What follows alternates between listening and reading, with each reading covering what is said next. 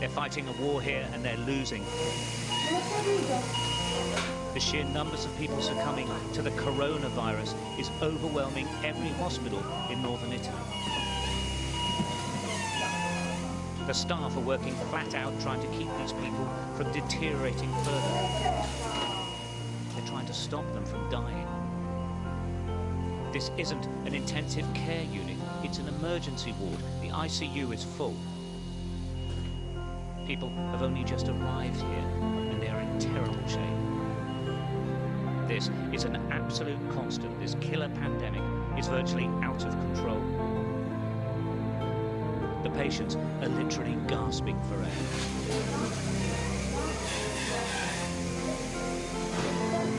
The plastic bubbles the staff struggle to communicate through attempt to equalize the air pressure in the lungs.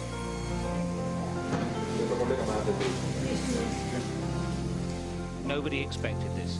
Nobody thought they'd be treating so many so quickly. And it's not like flu. It is chronic pneumonia, and it is killing hundreds each day. There are now 15 patients. The doctors say they've seen nothing like it before and are warning other countries, especially the United Kingdom, that they will see it as well. People have keep describing this as like flu. It's worse than that. No, it's totally another thing. I think it's more pneumonia than flu, because most people get pneumonia, and as I said before, it's a very severe pneumonia, and so it's a massive strength for every health system, because we see every day 50 to 60 patients who come to our emergency department with pneumonia, and most of them are so severe they need very high FiO2 of oxygen, and so we have to reorganize our emergency room and our hospital in 3 levels of intensity, as you saw. This is the main hospital in Bergamo, in Lombardy province. It's one of the most advanced hospitals in Europe. But it's the most hard-hit of all the hospitals in Italy. The town is the center of the epidemic here.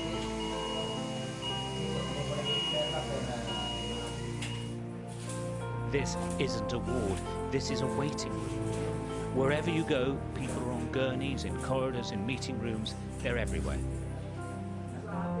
All the medical staff urge other nations to see what's happening and lock their nations down right now or face this. What I would suggest is just shut down to stop all the outbreak and not come in this kind of situation that is very, very difficult to manage. How's your person? I never felt so stressed in my life. I'm an intensivist. I'm quite used to, intense movement and choices, and people are critical and will die without any, treatment, and you make the difference. But when you arrive at this point, you realize that you are not enough, and maybe we are 100 anesthetists here. We are doing our best, but maybe it's not enough. We are performing the test for the nasal swab to detect coronavirus. The problem facing health services across the world is that when the infection curve goes up, it rockets, and all the resources, all the testing, all the supplies are used up instantly. Multiple hospitals all at once. What's staggering is that Italy is doing a lot of testing. Thousands upon thousands being tested. So far, about 4,000, the numbers keep changing, have actually completely recovered. The crucial point is that about the same number are dying. They're sort of neck and neck. And it seems you either live and recover, or you don't. Something nobody expected. Bergamo wanted us to see this to show what a catastrophic emergency nobody has experienced before looks like. Here they're calling it the apocalypse, and this is what it looks like. And their message to us is simple. get ready.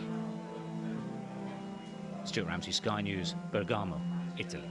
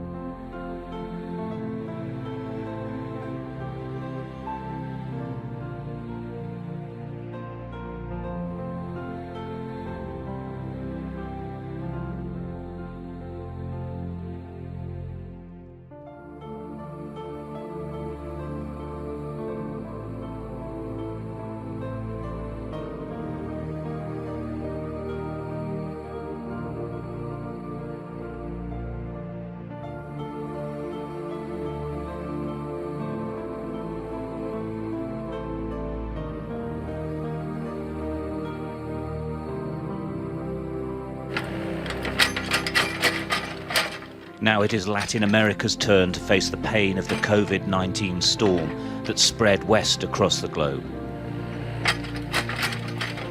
In Brazil, the health service is ill-prepared. In truth, it's already overwhelmed. They know this. They can't fight this virus. They're digging thousands upon thousands of graves in the city of Sao Paulo. More than 13,000 are planned. Medical workers haven't given up hope, but there is no battle, no real war here. They're facing defeat.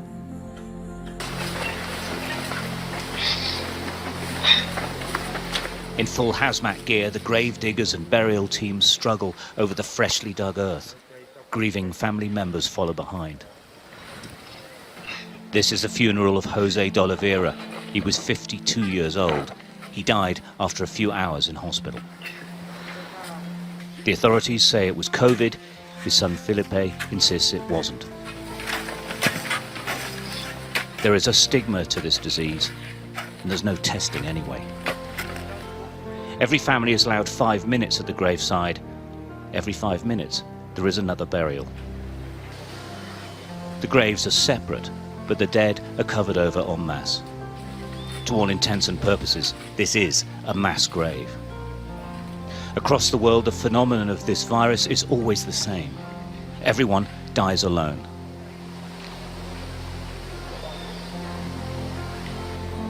Marceline de Silva saw her brother enter hospital. That was the last time. É que ele sofreu muito, então eu só tenho coisa que eu fico só pensando no sofrimento dele.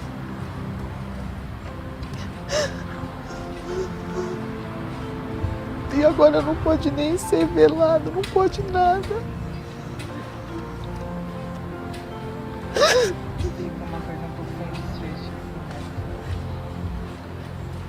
Então, a última vez que eu vi ele foi na hora que ele entrou pra dentro da UTI, não voltou mais. Ali eu não vi mais ele. É só isso.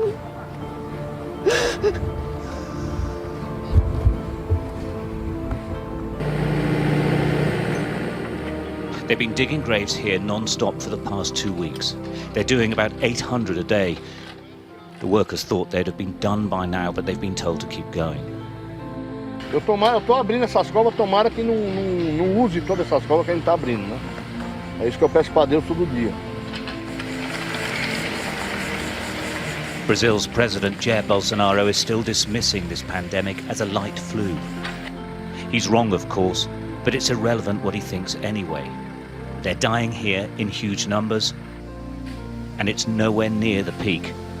More countries in Latin America are going the same way. Stuart Ramsey, Sky News. If the epicenter of the coronavirus outbreak in Europe is in Lombardy province in northern Italy, then the absolute center of this epidemic is here in the town of Bergamo.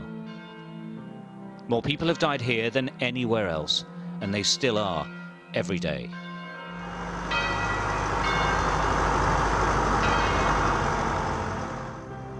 The virus storm swept through these beautiful ancient streets. This medieval town and its modern city is utterly locked down. Only a few venture out. Everyone knows someone who has died or is ill, and everyone is scared. Purtroppo sì. È doloroso non poterli salutare, è doloroso lasciarli soli, e viene un po' di tristezza, c'è molta tristezza. Scusi.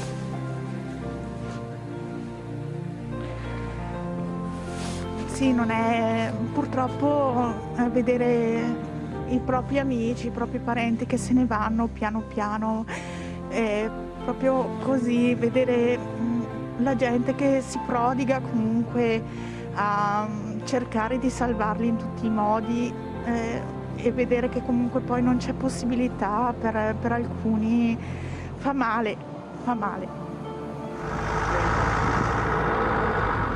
Here they believe the only way to stop the spread of the virus is to shut everything. Only essential shops are open. It is hard, but it is, according to the experts, the only solution. The man tasked with dealing with this crisis while protecting his family and leading his community is the mayor, Giorgio Gori. He imposed the lockdown. Is your message to the outside world, if you like, that you have to lock down? Absolutely yes, absolutely yes. I have two daughters. They are studying in England, one in Taunton in college, and the other in Canterbury. She's doing a master. And when I saw what the English government was thinking about this problem, I decided to bring them back, because I think that even if we are at the center of the come si dice epidemia? Epidemic. The epidemic, probably they are probably more secure, sure, here than in England, because I don't understand why the government didn't decide in time to protect the citizens. In Bergamo, the only people allowed to gather, always keeping apart, are coming to the town hall to register the deaths of family members. This is the old wall city in the city of Bergamo. This was the hardest hit when the virus first came. It's the most hit city in the most hit province, in the most hit country, Italy, in Europe. Widely regarded as one of the most dangerous places in the world at the moment because the virus is so virulent here. It isn't empty, it looks it, but it isn't. It's full of people, but they are all self-isolating. They are all following the rules. Very few people come out onto the streets. Everyone we spoke to said that this is what the UK should look like already. The vast majority of those dying here are in the high-risk elderly group. Serena and Michele are both 73. They came out to get some sun for the first time in days. They never leave each other and they meet no one. And they're still scared. Anche adesso, perché siamo sempre nella curva crescente e quindi per ora sono continuamente in aumento i casi di... Preoccupati e un po' spaventati, cerchiamo di non lasciarci prendere troppo dall'ansia e di fare una vita più possibile normale. The number of dead here continues to rise. They don't believe they've reached the peak yet. Times are strictly allotted for the funerals of loved ones to take place, and there's a huge backlog. They break the curfew to pay their last respects at the town cemetery. This is a family and a funeral we know nothing of, but many of us will likely experience what they're going through as well, and likely very soon. Stuart Ramsey, Sky News, Bergamo, Italy. In Iran, graves are being dug at an unusual speed in the cemetery in Qom.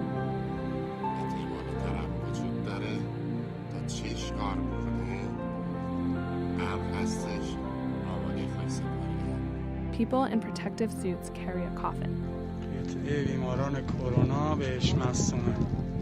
Inside the cemetery's morgue, officials attempt to manage the situation.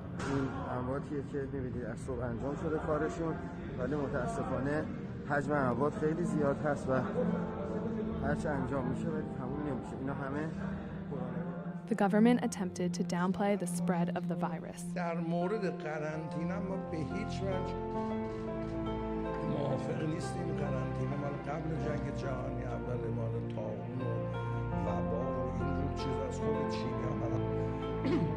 But videos and satellite imagery reveal how the situation quickly worsened after the government's slow response. High-resolution satellite imagery shows a cemetery in Qom undisturbed in October 2019.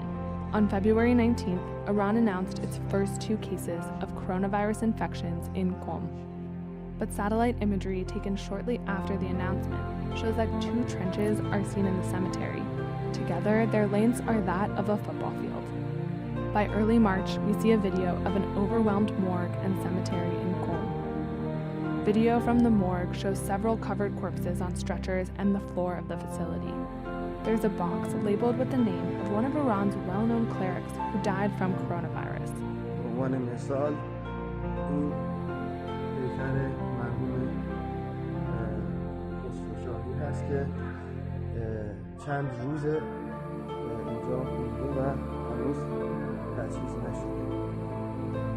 There are several key pieces of evidence in this video and others that indicate the bodies being buried are connected to coronavirus. People burying corpses are in full-body protective medical suits. Iranian authorities confirmed they were using lines seen in the videos to line graves to prevent the spread of the virus within the cemetery. By March 6th, Iran acknowledged that the coronavirus had reached all 31 provinces. Videos emerged on social media of burials from different parts of the country. This clip was apparently taken in Suez, northwest Iran. The narrator is speaking with a regional accent. There appears to be piles of white powder beside the open graves. In another video, taken at the Bagrazvan cemetery of Urumia in northwest Iran, there are government officials and men in protective gear at the site. We identified these officials because red license plates in Iran belong to government vehicles. While the Iranian government appears to have improved their response, سفرها رو به حداقل برسونن، تماس‌ها با یکدیگر رو به حداقل برسونن و جداسازی بیماران رو هم کامل انجام بدن. The Iranian government's initial minimizing of the virus's spread impacts more than just Iran. One country's response can have global consequences.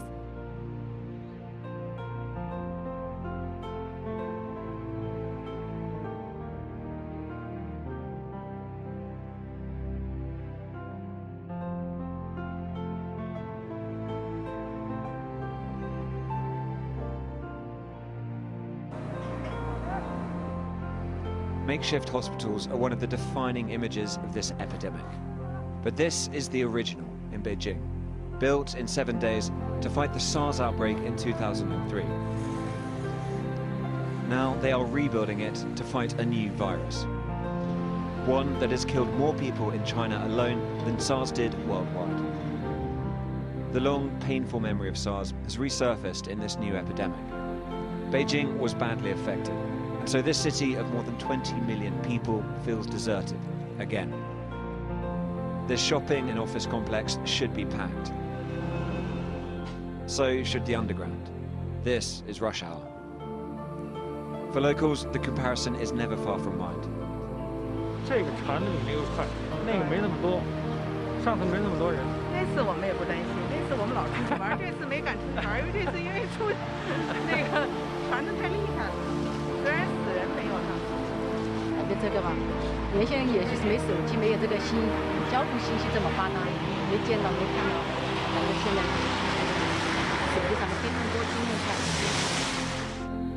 It wasn't just a lack of news, it was a cover-up, as authorities hid the scale of the epidemic.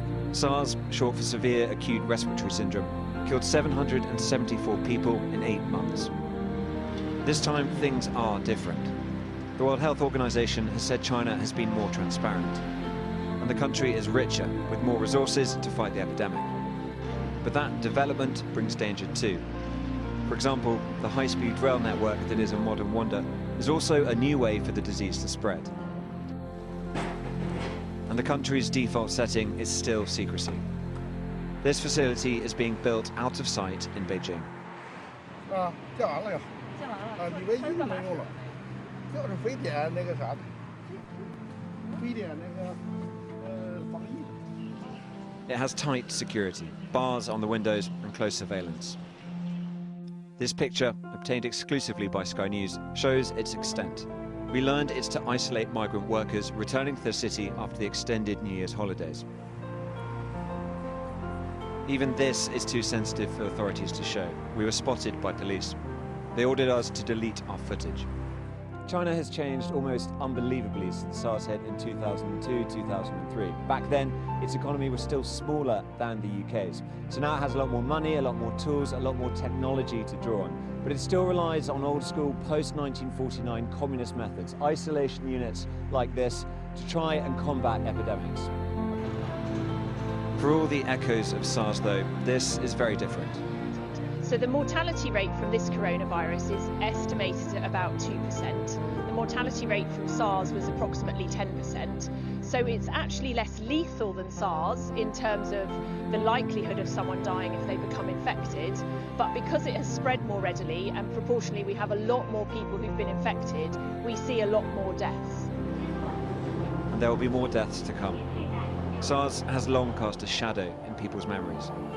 Now it is in the shadow of this new epidemic.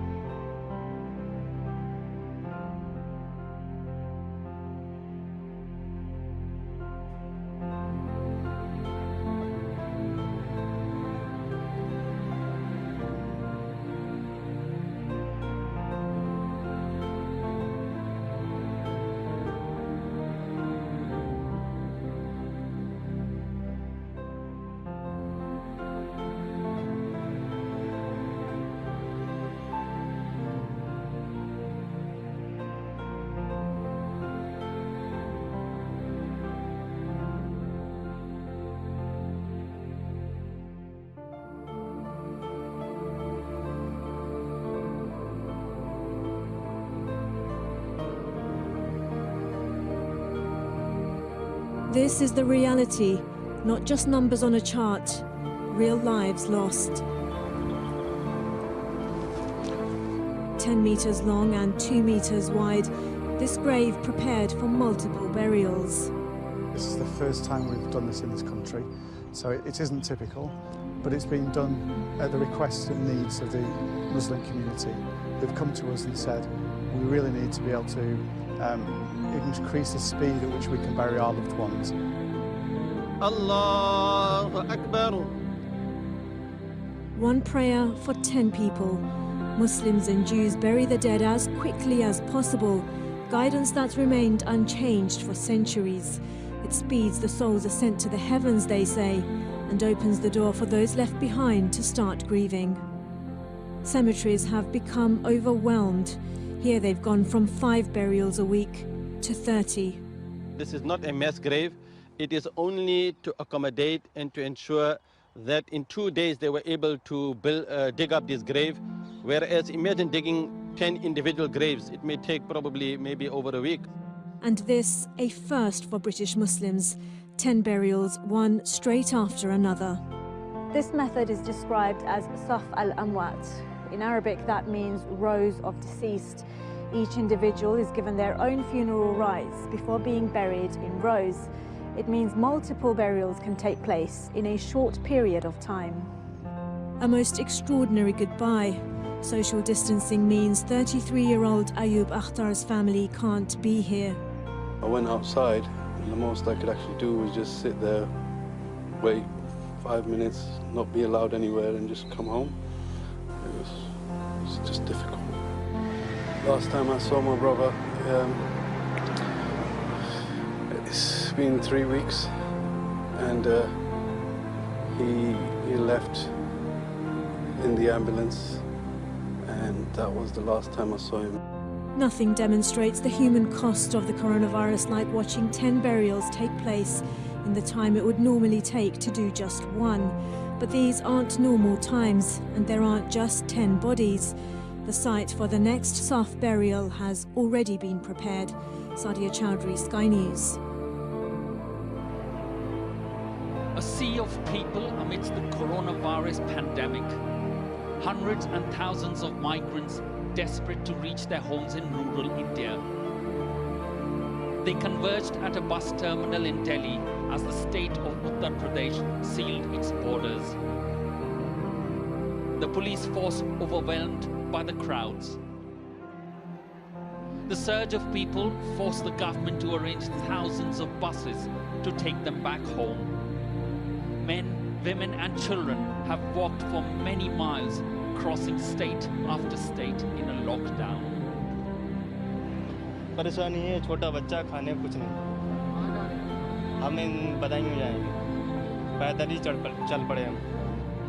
There is no social distancing or protection for these poor daily wage earners and contract workers. This informal sector forms almost 80% of India's workforce. Sir हम यहाँ पे दिहाड़ी मजदूरी करते थे, काम बंद हो गया हम लोगों का, अब खाने के लिए भी पैसे नहीं है और पॉकेट में 100-200 रुपए पड़े हुए हैं, अभी कैसे गाँव पहुँचेंगे ये भी मुश्किल की बात है. The government failed to factor in such a rush while locking the country for 21 days, giving just 4 hours of advance notice. Police have beaten, seized vehicles and even threatened jail sentences for those defying the restrictions. Here in Delhi, the national capital, the borders have been sealed and police have put up barricades checking everyone's identity card. Only those involved in essential services are allowed to be on the road. Chris, Paula and Mandy from Derbyshire are caught in the lockdown on their dream holiday. Having spent a night on the streets, they are urging the government to help them get back home to the UK. We've been totally abandoned. I mean, it's laughable. We do feel that people are, I mean, they're sympathetic, but it's just like, what on earth is your government doing for you? It's like, nothing. They're not doing anything for us. In a country where medical facilities are inadequate and social distancing measures are clearly being ignored through desperate attempts to escape, The virus has a potential to spread like wildfire here. India needs urgent intervention. Never Lazarus, Sky News, Delhi.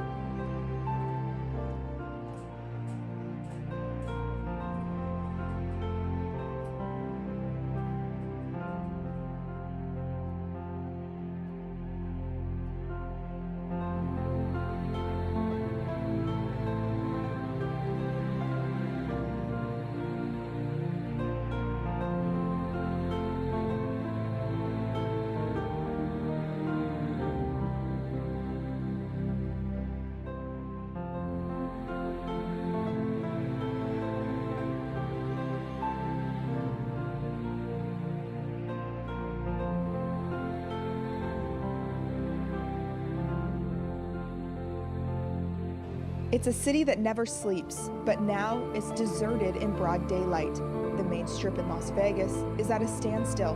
The 440 hotels and casinos in the city have closed their doors and thousands of slot machines abandoned. Only the residents come out of confinement for a few minutes to take in the deserted streets. It's like an apocalypse, like everybody's gone, and like I said, there's been hundreds and thousands of people coming in and out, and everybody bumping into each other, and now there's nobody to bump into. Her husband worked at a hotel here up until a few hours ago.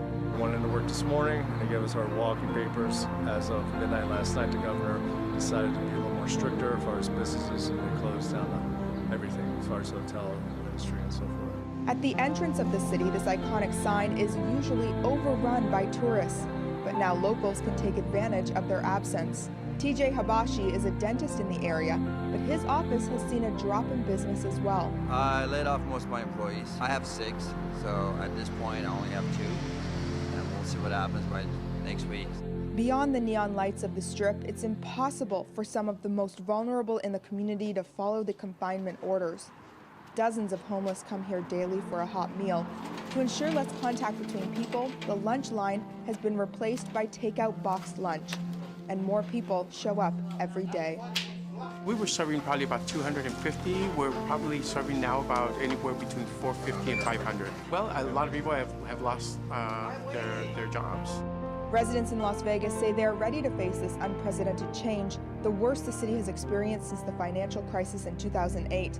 But they also know it will be a long time until the entertainment capital of the world returns to its former glory.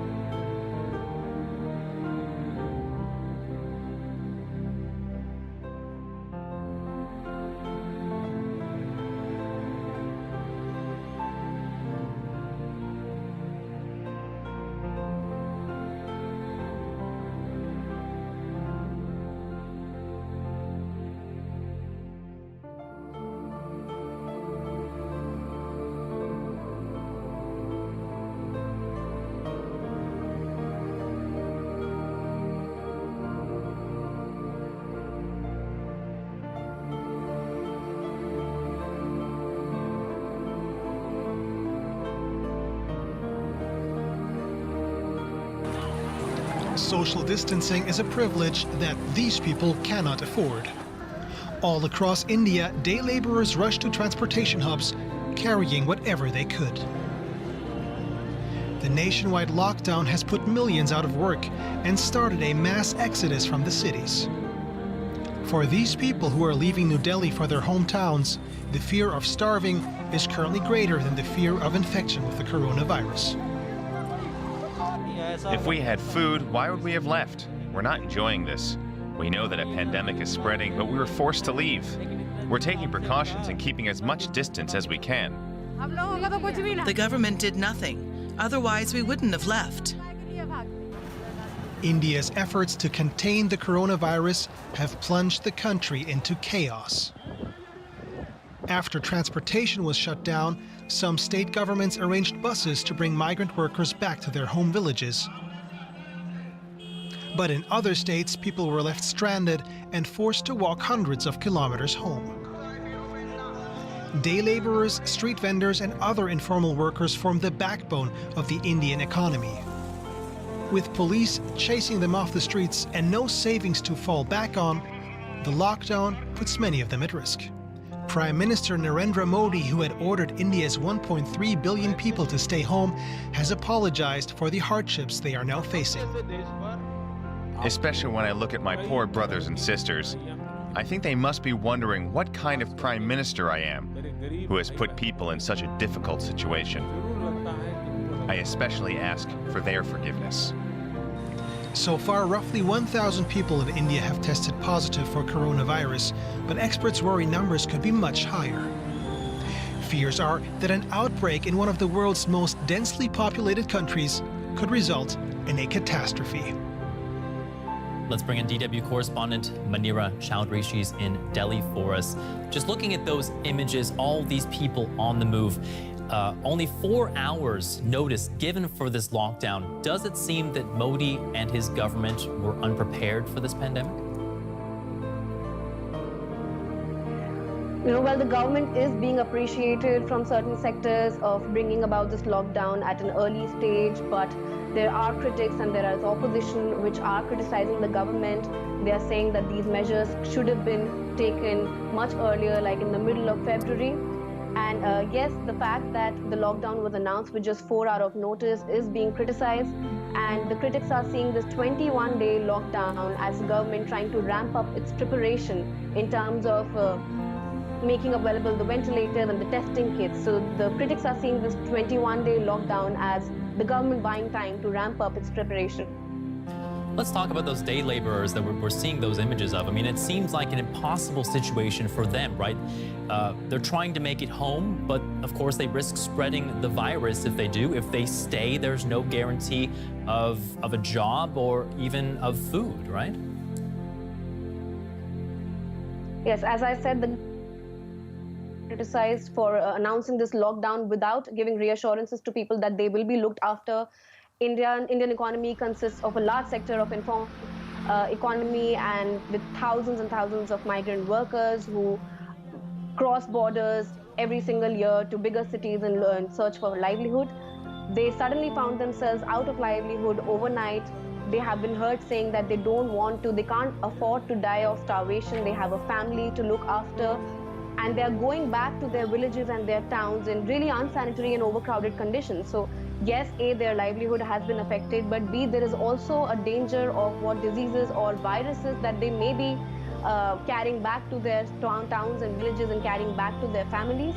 And in rural areas in India, the healthcare system is not that good. The number of hospitals are low, the number of doctors are less. So it looks like this is the kind of community transmission that we all have been worried about, and it may actually lead to a bigger outbreak if this exodus like this continues. What are the chances of that? What have public health officials been saying about the current situation there with so many people potentially moving into the countryside, something similar that we saw happening in China earlier in this outbreak? Well, it's important to also remember that the population density in India is thrice as high as that of China. So The danger is far bigger here because as we saw the images, there are thousands of workers who are walking and queuing up in bus stations to go back to their homes, to go back to their villages. And as I said, the rural healthcare infrastructure is not that well developed. And finally, there is a COVID-19 task force which has started admitting that India is going into the stage 3 of community transmission. But as I said, when it comes to pure numbers, in terms of testing kits and ventilators, we are still falling behind on that number. Okay. Manira Chowdhury reporting for us from Delhi on the situation there. Thank you very much. Okay, a look now at some other coronavirus developments around the world. The U.S. government's top infectious disease expert is warning the COVID-19 outbreak could kill up to 200,000 Americans. That's according to Dr. Anthony Fauci. He also said that millions could become infected. The South Korean government will provide emergency cash payments to 70% of households to help cope with the economic impact. After a spike of infections in Japan, the Asahi newspaper reports authorities will start banning foreign travelers from the U.S., China, South Korea, and most of Europe. And the price of oil now down to $23 per barrel. That's the lowest price since 2002. It's due to plummeting demand due to the global economic slowdown. Well, around the world, the mantra is now social distancing. But in Greece's overcrowded refugee camps like Moria on the island of Lesbos, that's not so easy. They were already facing dire sanitary conditions even before the coronavirus outbreak began. Many migrants stuck there also have pre-existing health problems. Aid organizations are now calling for the most vulnerable residents to be evacuated in order to prevent a humanitarian catastrophe. In the Moria refugee camp, very few have been able to get a mask to protect against coronavirus. There are more than 20,000 people living here in dire conditions. Lack of food, washing areas, and medicine are the norm. There is a lot of disease here. People are sick. They have fevers and skin conditions like scabies and lice. They cough and have breathing problems like asthma. Officially, there are no COVID-19 cases here, but also no government plan to prevent them, says Doctors Without Borders. Such a scenario would be a disaster for everyone on Lesbos, refugees and residents alike. We're talking about the children, we're talking about pregnant women, and today we're talking about the population of elderly that, in case we will ever have the first positive case of COVID, they will be the one paying the price. Before the pandemic, Germany had agreed to accept unaccompanied minors. That's off the table now, in effort to avoid bringing in outsiders from at-risk groups. Opposition parties have criticized a lack of political will to end the humanitarian crisis. Many politicians say we don't want a repeat of 2015, but we're not talking about millions of people here, just a few tens of thousands. If you're really serious and want to do everything possible to prevent a further outbreak, then we have to evacuate these camps. A camp intended for 3,000 people, housing 20,000. That makes social distancing here close to impossible. Let's bring in Nicholas Panagatopoulos. He's with the International Rescue Committee. That's a humanitarian aid organization working in Lesbos. First of all, we saw those dire conditions in Moria. Now there's a pandemic to worry about. You're on the ground there. Tell us about the current situation. Hello. As you already mentioned, the situation is very, very critical. All aid actors are concerned for both the health and the safety of the people living in the Moria Reception and Education Center and around it, as well as the health and the safety of the host population, the locals. Is there any sort of plan in place there in case there is an outbreak of COVID-19 in the camp? There has been some development towards a plan designed by the Greek CDC called OV in collaboration with aid NGOs and the prefecture of Northeast Aegean, mainly to install and construct 3 different areas. One area for quarantine, one area for isolation of suspect cases, and another one for triage, so that referrals to the local hospital will be minimized in an effort not to congest it. We've seen during this pandemic already the importance of things like face masks, gloves, ventilators.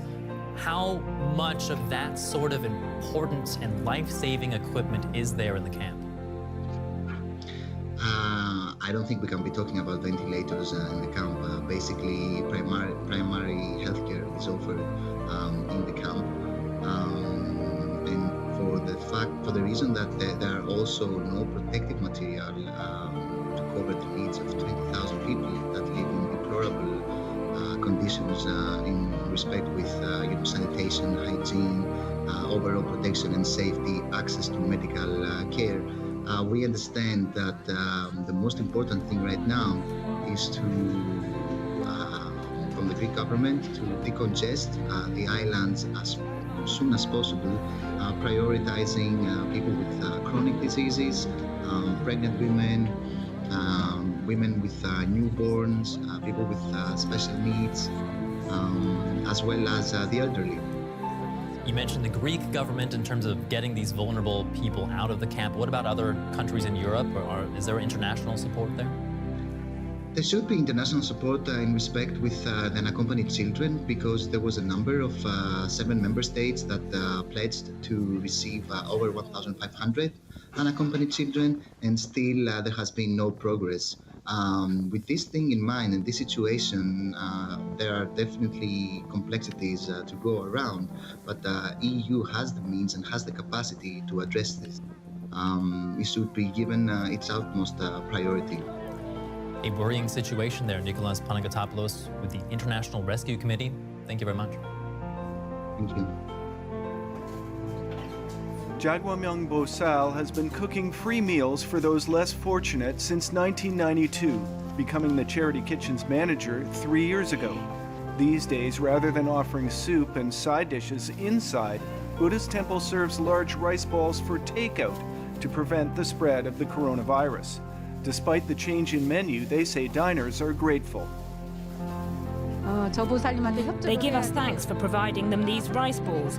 It's not only a rice ball to them, everyone says thank you.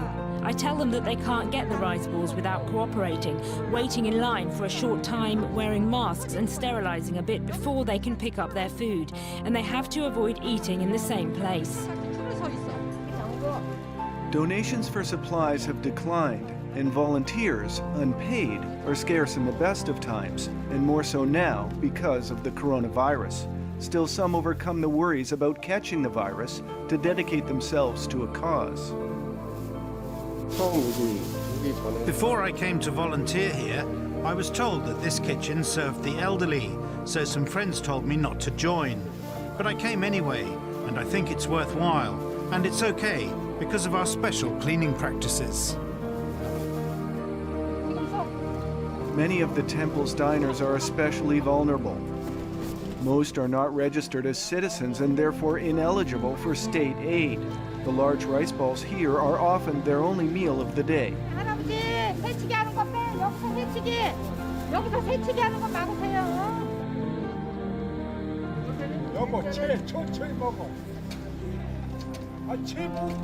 There had been a decline in the number of new coronavirus cases in South Korea in early March, but new clusters emerged, including here in the capital, Seoul, prompting officials to call for greater vigilance. Efforts to increase participation in containing the virus have spread across Seoul's 25 districts to Nowon, where an estimated 500 volunteers answered the call to produce reusable cotton masks. My neighbour told me that she was volunteering to make the masks and suggested we do it together. I also want to use my sewing skill to help others. These days, everybody stays at home, so I thought it would be better to help someone instead of just staying at home doing nothing. Although the cotton fails to offer complete protection from the coronavirus, high-quality disposable masks are rationed. Nowon's leader believes providing 2 cotton masks to each of the district's 500,000 citizens can offer other intangible benefits. What's meaningful is that neighbors help each other when the nation, the people, and the community are in great difficulty. It's not important to make 100 or 1,000 masks, but to show the power of the people in Korea to help each other when times are tough. After completing the production process, the masks are delivered. Recipients then often donate their own higher quality medical masks to those more vulnerable: pregnant women, the elderly, and the disabled. Hungary's Prime Minister Viktor Orban will seek an open-ended extension to a state of emergency today in his country's fight against the coronavirus pandemic. Hungary has just begun a 2-week lockdown, and extending the law would give the government the power to pass any decrees it says are necessary to manage the outbreak. But opposition parties and EU institutions fear the move could effectively give Orban a blank check to clamp down on civil rights and democracy. Well, join me now outside the Hungarian parliament in Budapest is DW correspondent Fanny Fashar. Fanny, we've seen several world leaders introducing these sorts of emergency powers, but this has critics worried, as some referring to this even as a power grab. Exactly, Carl. That's because there's no clear cutoff date when it comes to this law. Once it's being passed here behind me in the parliament, most likely today, it will be basically in effect for an indefinite time. And this is exactly what gets opposition parties here in Hungary, but also voices from within the European institutions, lawmakers, human rights organizations worried that the law may be misused. Now, there's one element that's part of this emergency package that also makes, especially journalists here in Hungary, worried, which has to do with the fact that that it says if you disseminate, if you spread false information, you can be liable and go to prison for up to 5 years. Now, this is especially of concern of journalists here, because they say already the media landscape is structured as such that it is in the hands of people who are loyal to the Hungarian government. So yes, there is concern that this law will be misused, even though, of course, at this point, nobody knows how the measures, once in place, how these measures will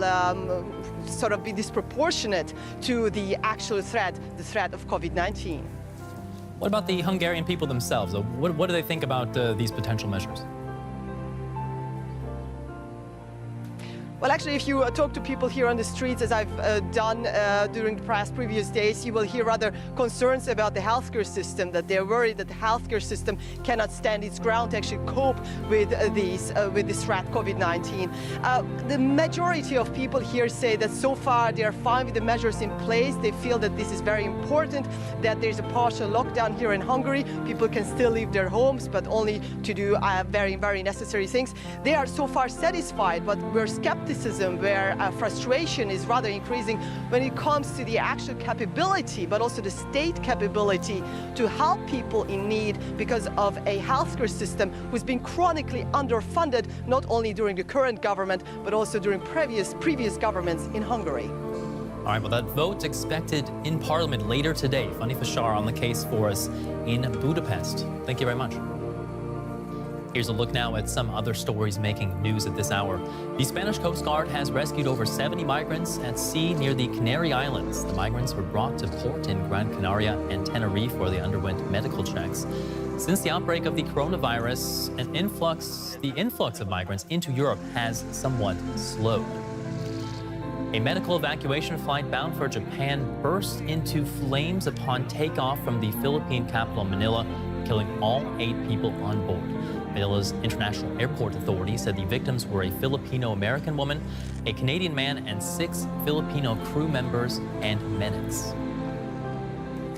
Well, for many people trying to keep fit during the coronavirus outbreak, they know it isn't easy. Some are using online gym classes to exercise at home. But what if you had your own personal trainer right there in your own neighborhood? Well, some people in Hamburg are in luck. Pato Cervantes is a Mexican fitness coach. He lives there, and he's been leading free workouts for his neighbors. You can see them there on their balconies taking part. It all comes with music and even improvised weights, as you can see. The best part of the whole thing, no gym membership required.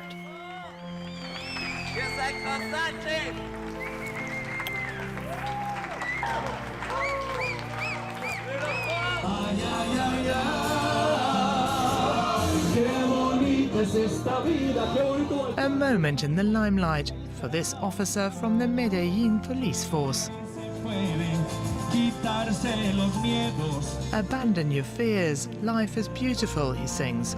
A message of hope for those stuck inside. And residents watching from the balconies are loving it.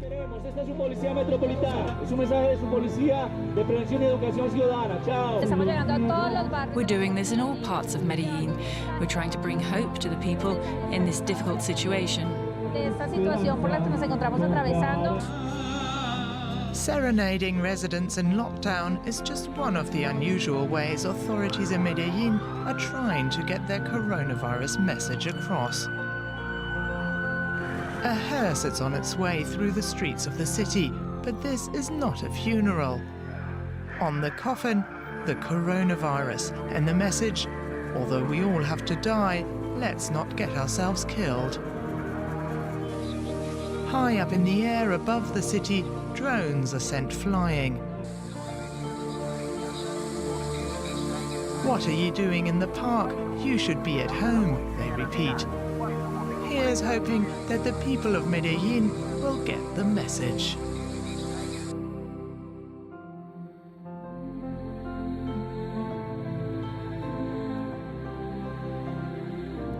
At age 55, Raymond Sismet was a healthy, active, retired Marine, father of 3. But during the month of March, while much of America stayed home, Raymond stayed here in the COVID-19 ward at the University of Washington Medical Center Northwest, where we were first given rare access last week to see their innovative work.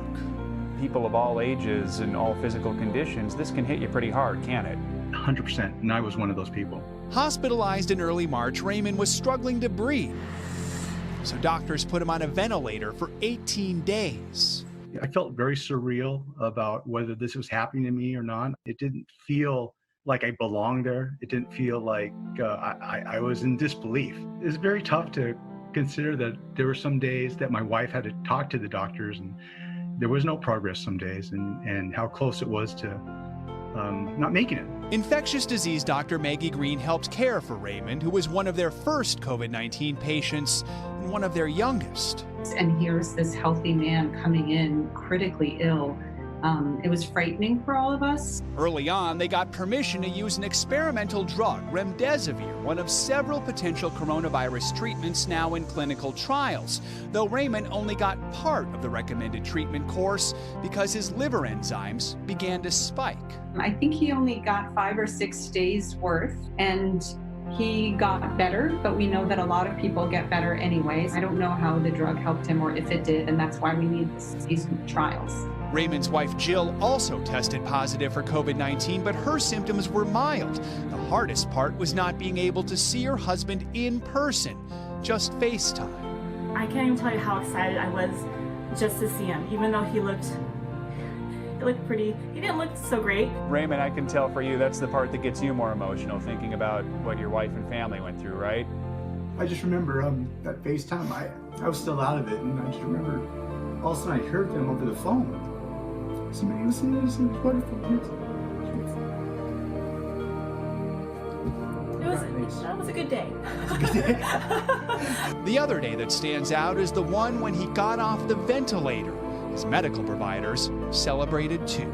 For him to get better really just gave us some hope that everything we were working so hard for was not for nothing. It was a victory because unfortunately a lot of people didn't make it out, so I think that's why they were celebrating. I couldn't figure out why, but now I know.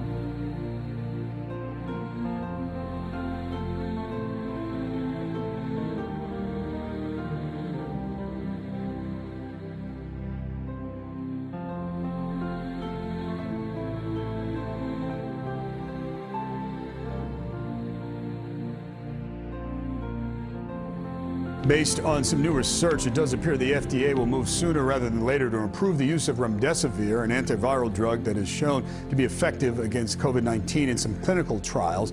Dr. Anthony Fauci, who of course is the nation's lead infectious disease expert, says there is encouraging evidence that it works. A Queens-based doctor is a believer. He says he recovered from COVID-19 after using the drug. And News 4's Erica Byfield talked to the doctor today. I managed to get 5 doses of remdesivir. I felt good. I haven't had a fever since I got the medication. And ultimately, it led to my discharge from the hospital. What a difference a month can make. In late March, Dr. Arnold Weg was extremely ill. He thinks he got COVID-19 after a patient coughed on him. The night that I went into the hospital, I felt like I was drowning. I was gasping for air. A stunning reality for a man who has run 22 marathons. The antiviral drug that he got, remdesivir, is the same one that Dr. Anthony Fauci touted from the White House on Wednesday. The data shows that remdesivir has a clear-cut, significant positive effect in diminishing the time to recover.